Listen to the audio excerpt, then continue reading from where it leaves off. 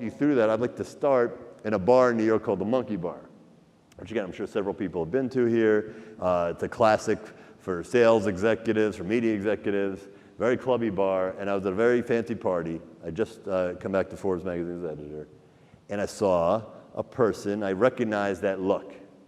I saw a person standing there who had that look of being stranded at a party. He was kind of looking around, like, help me out here. His fiance was with him, but still you could tell they were in the corner bored. That guy was a guy named Sean Parker. Ironically, he was the first person I put on my first cover as the editor of Forbes. So I had more, a really good reason to go up and say hi because I'd never met him. I introduced myself, and he looked at me and he goes, I know exactly who you are. And I was a little scared. Because we'd just written the story, and it was not a Valentine. I mean, he's a very interesting guy. It was not a Valentine. It talked about how he's basically OCD, and he had this habit of eating fried chicken at 4 in the morning, and he obsessed over what he was wearing, and he was late to everything, and it made him out to be a bit of a maniac. And so I kind of braced for this. When he looked at me, I know who you are. And then what I got was very interesting. I got a 15-minute kind of soliloquy that could be boiled down to 2 words, which is, thank you. Thank you. And if I had to boil down why he was saying thank you, it comes down to the fact that for the first time in several years, people did not think of him as Justin Timberlake. True.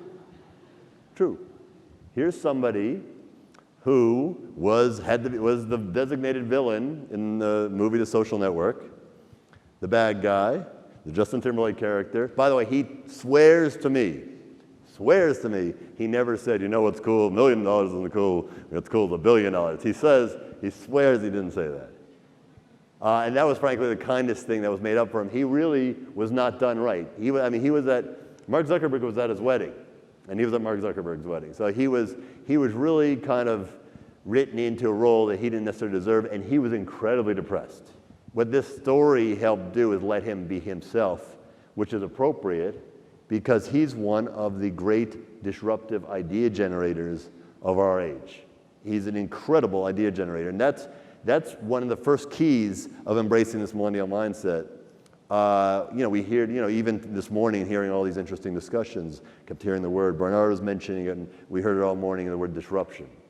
And a lot of people hate that word because it's used so much that it almost becomes, people kind of just shudder at it because it means they're expected, it means they're going to get laid off soon, right? But really what disruption is a big idea. That's the field you guys are in. That's what you guys do, both as managers and executors. You're in this room because you're generating big ideas. And that's what disruption is. It's the ability to not be incrementalist, but to take that great leap forward. So Sean Parker is an amazing epitome of that.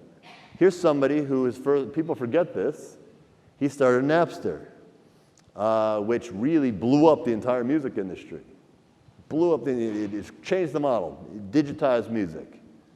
And again, he was in his late teens when he did that. Then, when he was the ripe old age of 25, he became the first president of Facebook. He was the old guy. He was the guy who brought in for a little veteran mentorship of Zuck. And after that, he was a co-founder of Spotify, which kind of did for music again when Napster, he finished the job, he started Napster. So he's really reinvented the music industry. It's 3 huge ideas that he's been involved with.